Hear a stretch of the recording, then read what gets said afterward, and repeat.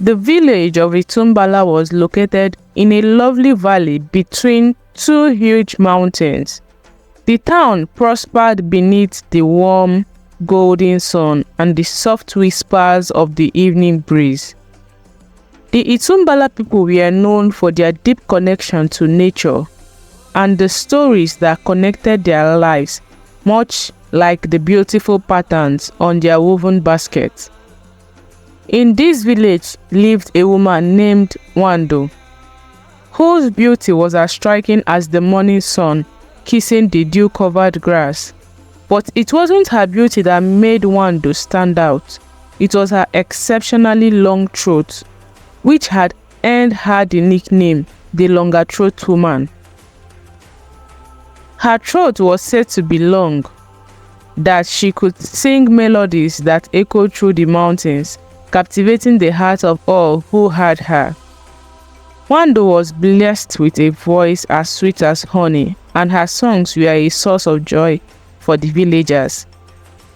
Nwando was married to a humble but hardworking farmer named Chike, and together they had a son named Ekene. Ekene was a bright and curious boy, his eyes always wide with wonder at the world around him. He had a special bond with his mother, often sitting by her side as she sang, dreaming of the future that lay ahead of him. One fateful day, a stranger arrived in Itumbula. It was a tall man with a sharp features and eyes that glinted like polished obsidian. His name was Okechi, and he carried with him an air of mystery and power. Okechi was known as a trader, but his wares were not ordinary. They were items of magic and wonder, coveted by many but possessed by few. Okechi set up his stall in the center of the village, displaying an array of dazzling trinkets and potions. The villagers flocked to see his goods, their eyes wide with amazement. Among the items was a pot of beans that shimmered with an ethereal light, drawing Nwando's gaze. Intrigued, Nwando approached Okechi and asked, "What is so special about these beans that they glow like stars?" Okechi smiled, his eyes narrowing. "Ah, these are no ordinary beans, dear lady. These beans are said to grant the eater immense wealth and power. However, they come at a great cost." Nwando's curiosity got the better of her. "What kind of cost?" she inquired. Okechi leaned in closer, his voice dropping to a whisper. "These beans requires a sacrifice. One must give up something precious, something irreplaceable. Only then will the true power be unleashed." Nwando pondered this as she returned home. She couldn't shake the thought of the beans from her mind. The idea of immense wealth and power was intoxicating, especially for someone who had always lived a modest life. But what could she possibly sacrifice that was precious enough? Days turned into weeks, and Nwando became consumed with the desire for the magical beans. Her songs lost their joy, and her once radiant smile faded. She began to distance herself from Chike and Ekene, her thoughts always drifting back to the shimmering pot of beans. One night, as the moon hung high in the sky, Nwando made a fateful decision. She crept into Ekene's room, watching her son sleep peacefully.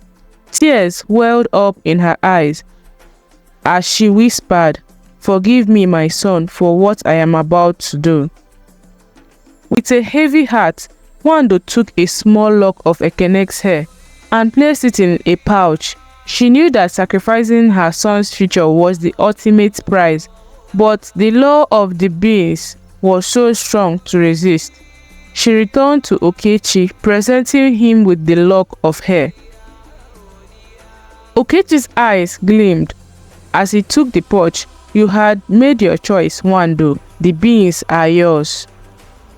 Nwando hurried home with the pot of beans, her heart pounding with a mix of excitement and dread. She cooked the beans and ate them, feeling a surge of power course through her veins.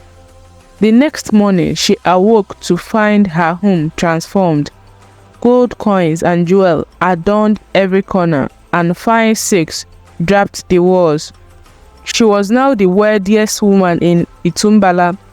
But with this newfound wealth came unforeseen consequences. Ekene, once a bright and curious boy, became withdrawn and listless. His laughter no longer filled the air, and his eyes lost the sparkle.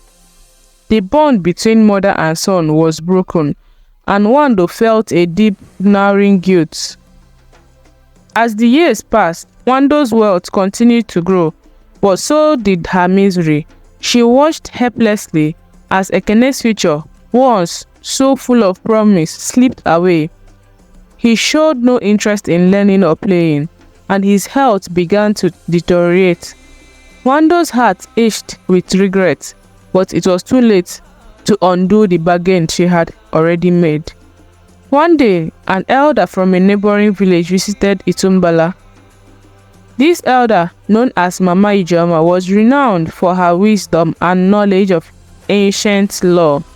She sensed the sorrow that hung over Nwando's household and decided to intervene.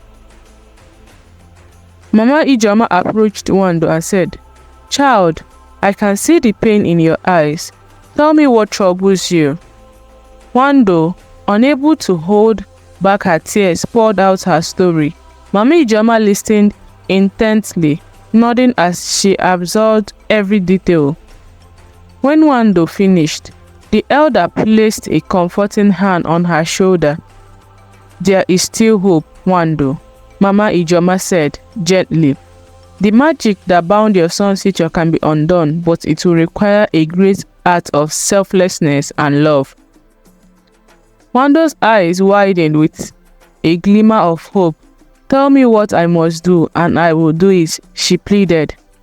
Mama Ijeoma instructed Nwando to gather the villagers and hold a great feast in honor of Ekene. During the feast, Nwando was to sing a song of repentance and love, pouring her heart into every note. Only then would the spirit hear her plea and consider reversing the course. Nwando wasted no time. She invited all the villagers to a grand feast, preparing the finest dishes and decorating the village square with vibrant colors. As the sun set and the villagers gathered, Nwando took her place at the center. With tears streaming down her face, she began to sing. Her voice, though strained with sorrow, carried the weight of her love and regret. The villagers were moved by her song, and even the mountains seemed to echo her lament. As Nwando sang, a gentle breeze swept through the village, and the shimmering beams in her home began to lose their glow. Ekene, who had been sitting quietly, suddenly stood up, his eyes regaining their spark. He walked towards his mother, drawn by her voice. While Nwando finished her song, she collapsed to the ground, exhausted but hopeful. Ekene rushed to her side, embracing her tightly. "Mother, I can feel your love," he whispered. In that moment, the curse was broken. The gold and the jewels that had filled Nwando's home vanished, replaced by the simple comforts they had once known. But Nwando didn't care. She had her son back, and that was worth more than any treasure. The villagers, having witnessed the power of Nwando's love and repentance, rallied around her family. They helped them rebuild their home and offered their support. Nwando, though no longer wealthy, felt a joy and contentment she had never known. Ekene thrived once more, his curiosity and zest for life returning. He grew into a wise and kind young man, forever grateful for the lesson his mother had taught him about the true value of love and sacrifice. As for Nwando, she continued to sing, but now her songs were filled with gratitude and hope. She shared her story with the villagers, reminding them that true wealth lies not in the material possessions, but in the love and connections we hold dear.